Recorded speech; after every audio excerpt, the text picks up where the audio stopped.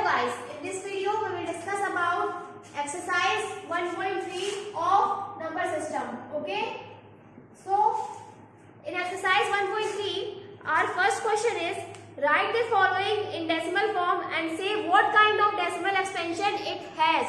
मतलब कि यहाँ पर कुछ पार्ट्स दिए गए हैं, फर्स्ट क्वेश्चन के कुछ पार्ट्स हैं, उनको हमें डेसिमल फॉर्म्स में लिखना है, सॉल्व करना है और बताना है कि उसका जो डेसिमल एक्सपेंशन है वो किस टाइप का है, टर्मिनेटिंग है, नॉन टर्मिनेटिंग है, तो रिकरिंग है कि नॉन रिकरिंग है, क्या है, सब अच्छे से बताना है. ठीक है, तो स्टार्ट करते हैं फर्स्ट क्वेश्चन.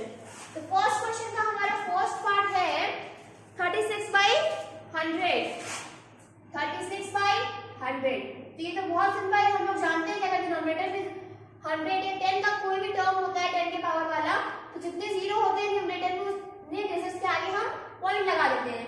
ये सिंपली हमारा हो गया 0.36. ये डिवीजन यहाँ पर एंड हो गया, ये आगे नहीं बढ़ रहा है, तो ये कौन सा फॉर्म हुआ डिवीजन का, मतलब डेसिमल एक्सपेंशन का, टर्मिनेटिंग. तो ये क्या है हमारा, टर्मिनेटिंग है. ठीक है, अब आते हैं सेकंड पार्ट पे.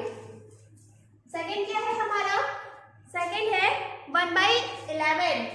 ठीक है, 1/11. इसको कैसे करेंगे, ये हो गया, अब पॉइंट लगा के हम आगे जीरो लगा देंगे, पर ये वाला टर्म अभी भी इससे छोटा है, तो हम एक और जीरो लगाएंगे, फिर यहाँ जीरो आ जाएगा. तो सिंपली 11 9 जा 99, फिर यहाँ पर हो जाएगा 1, फिर पॉइंट का zero, again zero and zero, फिर 11 9 जा 99. तो हम लोग यहाँ देख रहे हैं कि यहाँ बार बार रिमाइंडर 1 आ रहा है, तो ये इस फॉर्म में आगे बढ़ता जा रहा है 0.090909 इन दिस वे. तो 1/11 का आंसर क्या हो जाएगा, 0.09 बार. तो ये क्या है, ये नॉन टर्मिनेटिंग रिकरिंग है. नॉन टर्मिनेटिंग क्यों, क्योंकि ये डिवीजन एंड नहीं हो रहा है और रिकर भी कर रहा है, तो इसलिए ये नॉन टर्मिनेटिंग रिकरिंग होगा. क्या है, नॉन टर्मिनेटिंग और रिकरिंग है. ठीक है, फर्स्ट और सेकंड दोनों पार्ट हो गए हैं. अब चलते हैं थर्ड पार्ट पे. थर्ड पार्ट है हमारा 4 होल 1/8. थर्ड पार्ट क्या है, 4 होल 1/8. उसको भी देख लेते हैं. ये है थर्ड, 4 होल 1/8. इसको सिंपल फॉर्म में हम लोग लिख सकते हैं 33/8. ठीक है, इसको डिवाइड करेंगे तो ये हो जाएगा 8 4 जा 32, 1 पॉइंट लगाएगा तो 0, फिर 8 2 जा 8, 2, फिर पॉइंट का 0 आ गया, तो 8 2 जा 16, फिर यहाँ रिमाइंडर 4, पॉइंट है तो 0 बढ़ जाएगा, फिर 8 5 जा 40. तो ये यहाँ पर एंड हो गया. तो 4 होल 1/8 का आंसर कितना आ गया, 4.225. सॉरी गाइस, यहाँ पर एक मिस्टेक हो गई थी, यहाँ हमारा 8 1 जा 8 होगा, बाय मिस्टेक 2 लिख दिया था, तो हमारा आंसर क्या आ जाएगा, 4.125. तो ये डिवीजन यहाँ पर एंड हो गया है, तो ये कैसा हुआ, टर्मिनेटिंग हुआ. ठीक है, तो थर्ड पार्ट हमारा टर्मिनेटिंग हो गया. ठीक है, अब पढ़ते हैं हमारे नेक्स्ट पार्ट पे. नेक्स्ट पार्ट हमारा फोर्थ है. फोर्थ क्या है, फोर्थ है हमारा 3/30. तो इसको भी सॉल्व कर लेते हैं जल्दी से. ठीक है, तो अब चलते हैं हमारे फोर्थ पार्ट पे. फोर्थ पार्ट क्या है, 3/30. तो इसको हम लोग कैसे कर सकते हैं, ये 30 यहाँ हो जाएगा 3, तो पॉइंट लगा देंगे 0 बन जाएगा. अब 13 2 जा 26, तो रिमाइंडर हमारा बचेगा 4, पॉइंट है तो एक 0 और आ गया, फिर 13 3 जा 39, रिमाइंडर कितना आया 1, पॉइंट था तो एक 0 और बढ़ा दिए, पर ये टर्म अभी भी 13 से छोटा है, तो एक 0 और लगाएंगे, 0 लगाए हमारा, तो ये अब हमारा जाएगा 37 जा क्या होता है 91, रिमाइंडर क्या आएगा 9, रिमाइंडर 9 आया, फिर पॉइंट लगाएंगे तो 0 आ जाएगा. अब ये हमारा जाएगा 13 6 जा क्या हमारा होता है 78. ठीक है, तो यहाँ रिमाइंडर कितना आ जाएगा 12. अब पॉइंट है एक 0 और बढ़ेगा, तो हमारा ये 1 2 0 हुआ. अभी कितनी बार में जाएगा, ये जाएगा 9 बार में, तो रिमाइंडर क्या हो जाएगा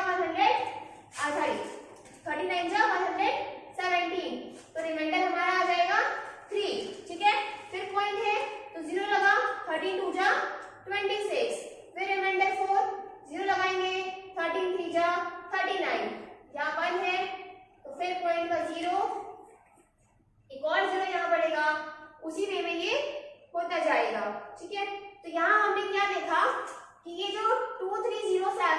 7.669 है, ये वाला टर्म फिर से रिपीट होने लगा। तो 3/13 का आंसर क्या हो जाएगा हमारा, ये हो जाएगा 0.230769 का होल बार। ठीक है, 3/13 में कितना हुआ, 0.230769 का होल बार। तो ये नॉन टर्मिनेटिंग तो है पर रिकरिंग भी है, तो ये एक्सप्रेशन क्या हो जाएगा हमारा, नॉन टर्मिनेटिंग एंड रिकरिंग। क्या हो जाएगा, नॉन टर्मिनेटिंग एंड रिकरिंग। ठीक है, तो हमारे 4 पार्ट हो चुके हैं। अब हम चलते हैं हमारे 5th पार्ट पे। 5th पार्ट हमारा क्या कहता है, देख लेते हैं हम लोग। तो हमारा 5th पार्ट है 2/11। ठीक है, 5th पार्ट है 2/11। इसको अगर हम लोग देखें तो ये सिंपली पॉइंट लगा, 0 हो गया, 11 1 जा 11, रिमाइंडर में 9, फिर पॉइंट का 0, 11 8 जा 88, रिमाइंडर में 2, फिर 0, 11 1 जा 11, ये जाएगा 9, फिर रिमाइंडर में 8, 88 2, तो ये 1 जा हो जाएगा। तो यहाँ हम देख रहे हैं कि ये 1818 बार बार रिपीट कर रहा है, तो इसका क्या हो जाएगा, 0.18 का बार। तो ये किस टाइप का एक्सपेंशन हुआ, नॉन टर्मिनेटिंग रिकरिंग। ठीक है, ये हुआ हमारा नॉन टर्मिनेटिंग एंड रिकरिंग। ठीक है, अब हमारा 5th पार्ट भी हो चुका है। 5th पार्ट हो गया, उसके बाद हम चलेंगे अपने 6th पार्ट पे। 6th पार्ट क्या है, 6th पार्ट है 329/400। ठीक है, 329/400 इसको हम लोग करेंगे तो ये हो जाएगा 400 और 329, यहाँ पॉइंट लगा के एक 0 लगा देंगे। अब 400 8 जाएगा 3200। ठीक है, यहाँ रिमाइंडर हो जाएगा 90, पॉइंट है एक 0 और लगाएंगे। अब 400 2 जा 800, यहाँ क्या बचा 100। ठीक है, एक 0 और लगा देंगे। अब अभी कितनी बार में जाएगा, फिर ये जाएगा 2 बार में, तो यहाँ हमारा रिमाइंडर कितना बच जाएगा 200, पॉइंट है एक 0 और लगाएंगे, ये जाएगा 5 बार में। ठीक है, तो ये डिवीजन यहीं पे कैंसिल आउट हो गया, तो हमारा 329/400 का आंसर कितना आ गया 0.8225, 0.8225। तो ये किस तरह का डेसिमल एक्सपेंशन हुआ, टर्मिनेटिंग। क्या हुआ, टर्मिनेटिंग। ठीक है, तो हमारा फर्स्ट क्वेश्चन यहीं पे एंड होता है। अब चलते हैं सेकंड क्वेश्चन पे। ठीक है, फर्स्ट क्वेश्चन के सारे पार्ट्स हमने कर लिए थे, अच्छे से पूरा डिटेल में समझाया है। ठीक है, अब चलते हैं सेकंड पे। सेकंड क्वेश्चन है, you know that 1/7 is equals to root over 1.7 is equals to 0.142857 का होल बार। ठीक है, हमारे 1/7 की वैल्यू हमें दे दी गई है। अब पूछ रहा है कि can you predict the decimal expansion of 2/7, 3/7, 4/7, 5/7 and 6/7 without actually doing the long division? If so, how? मतलब इस क्वेश्चन में हमें 1/7 की वैल्यू दे दी गई है। अब पूछ रहा है कि बिना एक्चुअल लॉन्ग डिवीजन के क्या हम 2/7, 3/7 करके 2/7, 3/7, 4/7, 5/7 और 6/7 की वैल्यू निकाल सकते हैं? अगर हाँ तो कैसे? तो ये भी बहुत इजी है, आइए देखते हैं कैसे। तो 1/7 की वैल्यू हमें कितनी दी गई है, 1/7 की वैल्यू है 0.142857 का होल बार। अब हमें 2/7, 3/7, 4/7, 5/7 और 6/7 की बिना लॉन्ग डिवीजन मेथड की वैल्यू निकालनी है। तो सिंपली हमको 2/7 की निकालनी है, तो हम लोग सिंपल लिख सकते हैं 2 × 1/7। ठीक है, तो ये कितना हो जाएगा, 1/7 वाले टर्म में हम लोग 2 × कर देंगे, तो ये हमारा हो जाएगा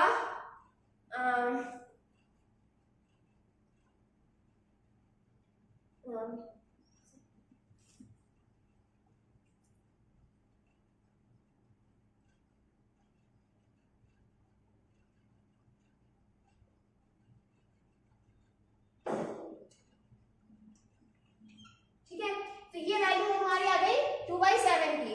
अब इसी तरह हम निकालेंगे 3/7 की। तो 3/7 की वैल्यू निकालने के लिए हम सिंपली कर देंगे 3 इंटू 1/7। क्या कर देंगे? 3 इंटू 1/7। ठीक है, तो ये हो जाएगा हमारा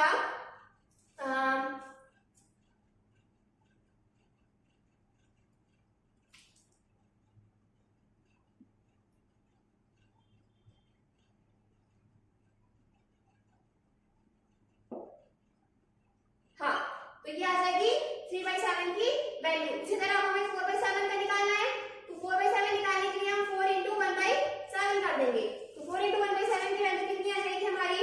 ये आएगी 2, फिर यहाँ पे हो जाएगा 4, ये 1 और ये 7, फिर ये 5। ये वैल्यू हमारी आ गई 4/7 की। सिंपल वे में हम 5/7 का निकाल लेंगे, तो 5/7 का हमारा कितना आ जाएगा? 5 इंटू 1/7। तो ये वैल्यू हमारी हो जाएगी आपका, ये होगा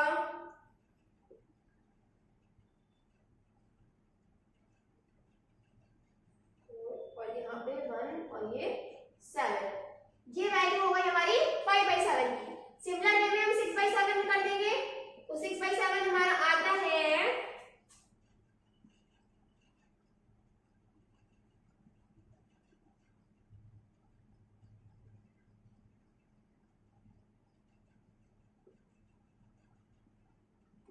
ये हो गया 0.857142। ये वैल्यू आ गई हमारे 6/7 की। तो सिंपली हमने 2/7, 3/7, 4/7 और 5/7, 6/7 की वैल्यू निकाल दी है बिना लॉन्ग डिवीजन मेथड के। कैसे? सिंपली हमने 1/7 में 2 का, 1/7 में 3 का, 1/7 में 4 का, इसी तरह 1/7 में 5 और 1/7 में 6 का इंटू कर दिया है। अब बात आती है सबके ऊपर हमने बार क्यों लगाया है। भाई सिंपल सी बात है, जब 1/7 के ऊपर जो टर्म मतलब जो डेसिमल एक्सपेंशन आया है वो बार में जा रहा है, मतलब वो नॉन टर्मिनेटिव रिकरिंग जा रहा है, तो उसकी मल्टीप्लाई जो होगी वो भी नॉन टर्मिनेटिव रिकरिंग ही होगी। ठीक है, ये बहुत ही सिंपल है। आप चाहें तो इसको अपने घर पे मतलब ये सारे लॉन्ग डिवीजन मेथड से करके भी देख सकते हैं, यही आंसर आएगा। ठीक है, तो हमारा फर्स्ट क्वेश्चन भी हो चुका है, सेकंड क्वेश्चन भी हो चुका है। अब हम चलते हैं हमारे थर्ड क्वेश्चन पे। थर्ड क्वेश्चन क्या कहता है हमारा? थर्ड क्वेश्चन है कि express the following in the form of p/q where p and q are integers and q is not equal to 0। मतलब इस थर्ड पार्ट में हमारे कुछ पार्ट्स मतलब थर्ड क्वेश्चन के कुछ पार्ट्स दिए गए हैं, उनको हमको p/q के फॉर्म में एक्सप्रेस करना है, जहां ये दिया गया है कंडीशन कि p और q इंटीजर्स हैं और q is not equal to 0। ठीक है, तो थर्ड का फर्स्ट पार्ट है 0.6 बार। थर्ड का फर्स्ट पार्ट है 0.6 बार। तो हमने अपनी प्रीवियस वीडियो में डिस्कस किया था कि इसको हम लोग कैसे निकाल लेंगे। सपोज इसको x सपोज कर लिया, ये 0.6 बार हो गया। अब डेसिमल के बाद एक पॉइंट के ऊपर बार है तो 10 से मल्टीप्लाई कर देंगे, तो ये हमारा हो जाएगा 6.6 बार। अब ये इक्वेशन फर्स्ट, ये equation second minus equation first gives us 9x equals to 6। x will become 6/9 और 2/3। तो हमारी x की वैल्यू आ गई 2/3। ये हो गया फर्स्ट पार्ट। अब चलते हैं अपने सेकंड पार्ट पे। सेकंड पार्ट हमारा क्या कह रहा है कि वो है 0.47 का बार। 47 नहीं, 0.4 फिर 7 का बार है। ठीक है, तो सेकंड है 0.47 का बार, ये है। तो सबसे पहले लेट x इक्वल्स टू 0.47 बार, फिर हम करेंगे 10x इक्वल्स टू 4.7 बार, ये फर्स्ट। अब 100x इक्वल्स टू 47.7 बार, ये सेकेंड। तो second minus first gives us 90x equals to 43.43। Okay, so x will be 43/90. So this is the value of our second part, that is 43/90. Okay, now let's move to third part. What is our third part? Our third part is 0.001 का बार। क्या है?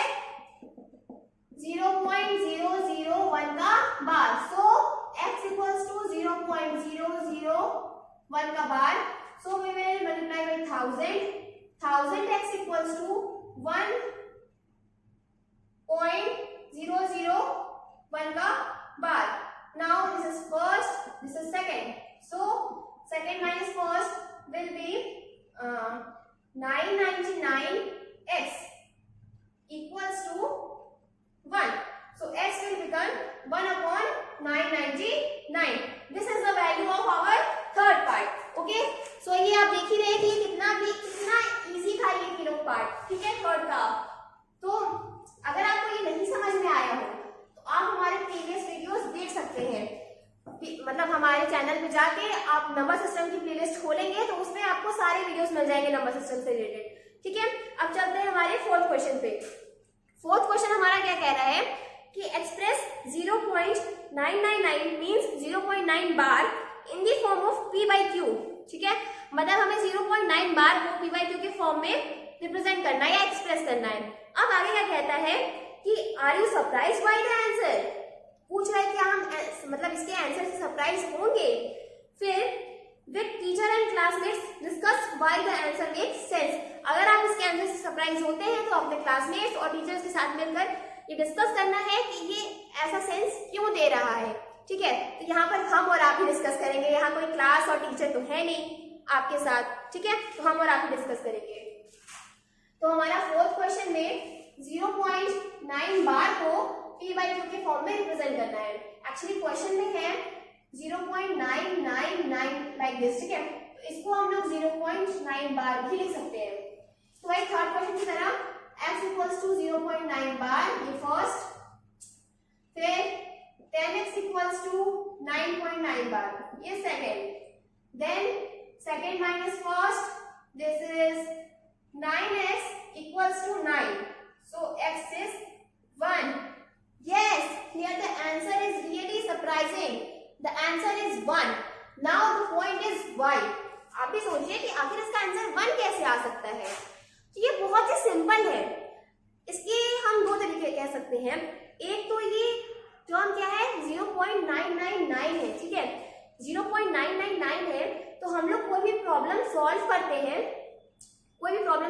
हैं जिसमें terms अगर irrational हैं तो उसकी value हम लोग अप्रॉक्स में लेते हैं. ठीक है, तो अगर हम लोग देखें तो यहाँ पे 0.999 ली जाए फिर 0.9 बार जो है ये 1 के अप्रॉक्स है. इतना सा अप्रॉक्स है, बस इतना सा रह जा रहा है. ठीक है, तो एक कंडीशन तो ये हो गई, इसलिए हम लोग इसको 1 मान लेंगे. तो 1 इसका आंसर आ गया. अब सेकेंड कंडीशन ये है कि ये जो 0.9 बार है ये जस्ट टेंडिंग टू 1 है. मतलब उसमें बहुत थोड़ा सा ही गैपिंग है, जस्ट टेंडिंग टू 1, इसलिए भी इसको हम लोग 1 सपोज कर सकते हैं. तो हमारा फोर्थ क्वेश्चन भी हो चुका है. अब चलते हैं हम अपने फिफ्थ क्वेश्चन पे. ठीक है, हमारा फिफ्थ क्वेश्चन क्या कहता है कि कह रहे हैं कि what can be the maximum number of digits be in the repeating block of digits in decimal expansion of 1/17. Perform the division to check your answer. इसका कहने का मतलब ये है कि अगर हम 1/17 का डेसिमल एक्सपेंशन कर सकते हैं तो वो कितने मैक्सिमम नंबर ऑफ डिजिट तक जाके रिपीट करना शुरू करेगा. ठीक है, मतलब वो रिकर होगा. ये हमें खुद करके देखना होगा. ठीक है, तो आइए हम लोग देख लेते हैं. 1/17 है. ठीक है, तो 1/17 अगर हम लोग करेंगे, ये क्वेश्चन नंबर क्या था हमारा 5. तो 1/17 अगर हम लोग करते हैं तो ये हो जाएगा 1 पॉइंट लेंगे तो 0, फिर एक 0 बढ़ाएंगे तो ये 0 आएगा. अब ये जाएगा 5 बार में. तो 17 5 हमारा होता है 65.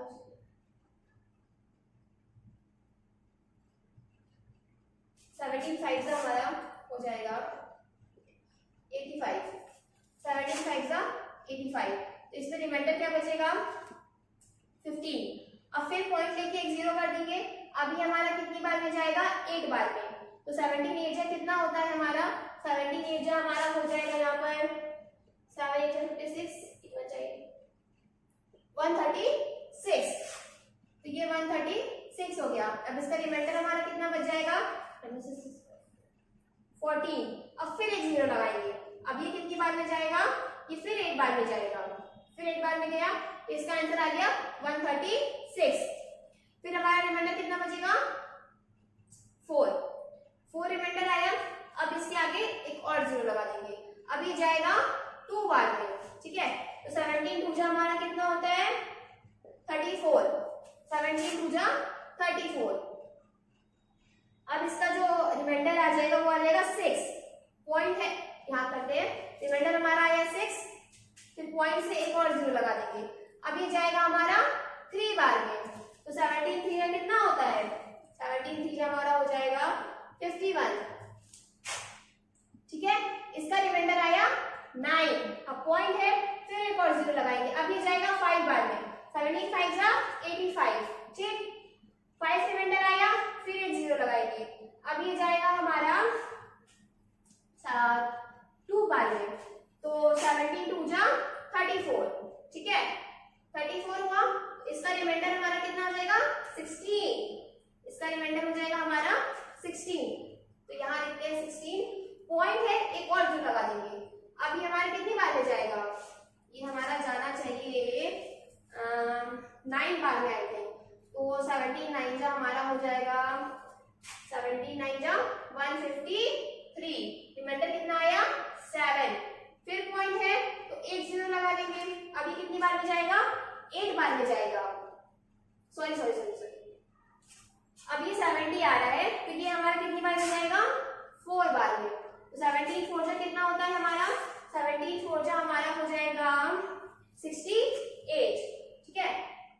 रिमाइंडर आया 2, फिर पॉइंट है तो एक 0 लगाएंगे, तो 17 1 17, फिर यहाँ 3 आया रिमाइंडर में, पॉइंट का एक और 0 लगा देंगे, फिर ये जाएगा 1 बार में। इसको यहाँ कर लेते हैं, 30 है तो 17 1 17, ठीक है। तो इसका रिमाइंडर आ गया 13, अब पॉइंट है तो एक और 0 लगा देंगे, ये आ गया। अब ये जाएगा हमारा 7 बार में, तो 13 7 कितना होता है हमारा 13 7 91, सॉरी 13 7 190 हो जाएगा, 17 7 6, that is, so our remainder will be 11. Now again we will put a 0. अब ये कितनी बार में जाएगा, अब ये जाएगा 6 बार में, तो 17 6 कितना होता है हमारा 102। अब इसका रिमाइंडर कितना हुआ 8, अब इसका रिमाइंडर हो गया है 8, so again we will put a 0, okay, so हाँ 80 तक गया। अब हमारा 80 तक चला गया है, ठीक है। अब ये कितनी बार में जाएगा हमारा 4 बार में, तो 17 4 कितना होता है हमारा 68, 17 4 68 हो गया हमारा, तो हमारा रिमाइंडर बचेगा 12, फिर पॉइंट है एक 0 लेंगे। अब ये जाएगा कितनी बार में 7 बार में, ठीक है। तो 17 7 हमारा होता है 119, रिमाइंडर आया 1, अब पॉइंट है फिर 0 लेंगे, ठीक है।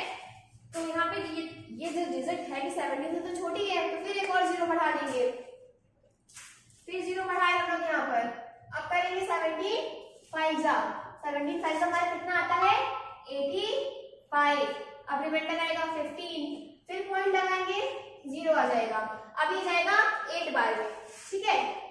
तो अब हम यहाँ क्या देख रहे हैं कि ये जो 0 5 8 वाला टर्म है वो फिर से रिपीट होने लगा है। इसका मतलब इसकी जो एक्सटेंडिंग डिजिट है वो काफी लंबी है, एक्चुअली मुझे भी बहुत करना पड़ा। तो ये इसका आंसर हो जाएगा 0.588239411767, ठीक है। इसका आंसर ये होगा। Actually it is a very lengthy question ना। अब चलते हैं हमारे नेक्स्ट क्वेश्चन पे। 5th पार्ट तक हो गया है, अब हमारा है 6th पार्ट। 6th पार्ट भी बहुत इजी है, ठीक है। तो जल्दी से चलते हैं हमारे 6th पार्ट पे। 6th क्वेश्चन क्या कह रहा है हमारा कि look at several example of rational number in the form of p by q where q is not equals to 0. Where P and Q are integers, ठीक है, with no common factors other than 1। ये वही rational numbers की हमें जो condition होते हैं बताता है कि P and Q are integers, Q is not equal to 0 and P and Q are coprime, ठीक है, ये रेशनल नंबर्स की कंडीशन ही बता रहा है। अब कह रहा है कि and having terminating decimal representation, can you guess what property Q must satisfy. मतलब ये कह रहा है कि अगर कोई क्वेश्चन दिया है P by Q के फॉर्म में और वो रेशनल नंबर की कंडीशन को सेटिस्फाई कर रहा है, तो बिना हमें, और उसके पास टर्मिनेटिंग डेसिमल रिप्रेजेंटेशन की प्रॉपर्टी है, तो हमको ये गेस करना है कि Q ऐसी कौन सी कंडीशन सेटिस्फाई कर रहा होगा जिससे हम लोग बिना सॉल्व किए ये बता दें कि वो P by Q वाला टर्म टर्मिनेटिंग है, ठीक है। इसके लिए हमने अपने वीडियो में एक इंपॉर्टेंट पॉइंट बताया था, आपको ध्यान आ रहा है कुछ? हमने बताया था कि अगर कोई भी P by Q के फॉर्म में रेशनल नंबर दिया है, जो रेशनल नंबर की सारी कंडीशन को सेटिस्फाई कर रहा है, उसमें अगर डिनोमिनेटर हमारा 2 to the power m into 5 to the power n के फॉर्म का है, यहाँ पर जो m और n की वैल्यू होगी वो होगी नॉन निगेटिव इंटीजर, यानी कि वो 0 भी हो सकती है और पॉजिटिव भी हो सकती है। तो मतलब इस कंडीशन के साथ अगर डिनोमिनेटर को 2 to the power m into 5 to the power n के पावर में हम लोग लिख सकेंगे, तो वो जो P by Q का फॉर्म होगा वो टर्मिनेटिंग होगा, ठीक है। तो ये इस क्वेश्चन का आंसर है। इसको थोड़ा डिटेल में हमने अपने वीडियोस में भी बताया है, ठीक है। अब चलते हैं हमारे नेक्स्ट क्वेश्चन पे।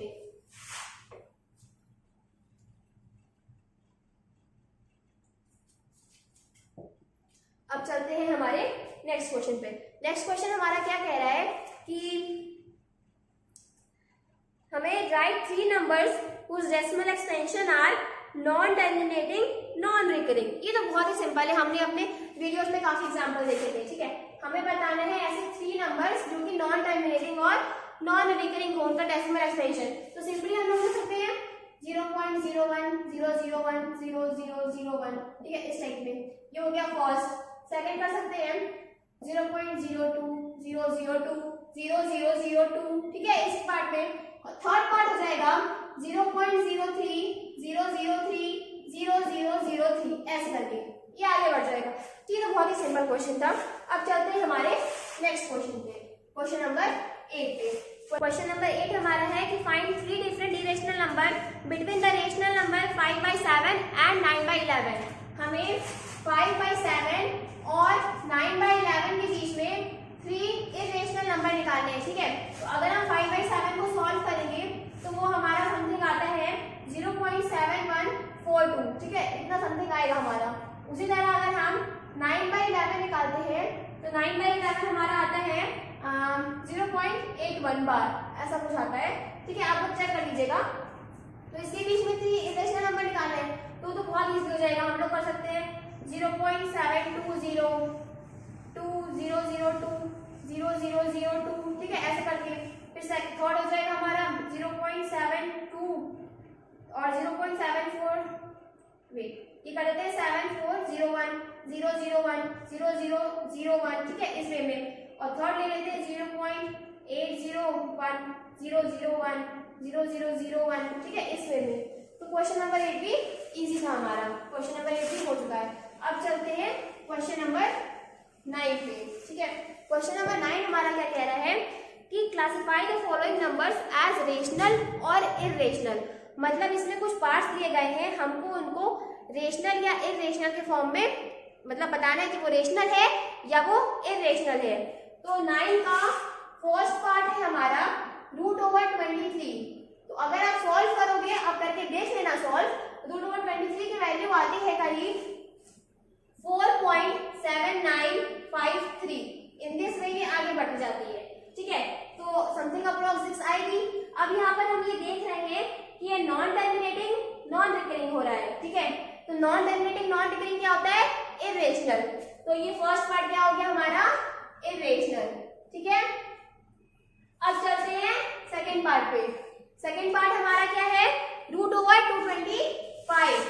√225 की वैल्यू हम सब जानते हैं 15 हो जाएगी। तो ये क्या हो गया? रेशनल, ठीक है। अब चलते हैं थर्ड पार्ट पे। थर्ड पार्ट हमारा कहता है 0.3796, 0.3796। इसको देख के लग रहा है कि यहाँ पर एंड हो गया है, आगे नहीं चल रहा है, तो ये किस तरह का हुआ, टर्मिनेटिंग। और टर्मिनेटिंग क्या होते हैं, रेशनल नंबर टर्मिनेटिंग होते हैं, ठीक है। अब चलते हैं फोर्थ पार्ट पे। फोर्थ पार्ट हमारा है 7.478478, फिर ऐसे 7.478478 इन दिस वे। इसका मतलब इसको लिख सकते हैं 7.478 का बाद। तो ये हमारा नॉन टर्मिनेटिंग रिकरिंग है, और नॉन टर्मिनेटिंग रिकरिंग क्या होता है, रेशनल होता है। तो ये भी हमारा हो गया रेशनल, ठीक है। अब आते हैं लास्ट फिफ्थ पार्ट पे। फिफ्थ पार्ट है हमारा 1.10100, क्या है 1.10100 इस वे में। तो ये देख के ही लग रहा है ये नॉन टर्मिनेटिंग और नॉन डिक्रीजिंग है। तो नॉन टर्मिनेटिंग नॉन डिक्रीजिंग क्या होता है, इरेशनल। ये हो गया इरेशनल, ठीक है। तो इसी के साथ हमारी एक्सरसाइज 1.3 भी कंप्लीट होती है। अब एक्सरसाइज 1.4 के बारे में हम नेक्स्ट वीडियो में डिस्कस करेंगे, ठीक है।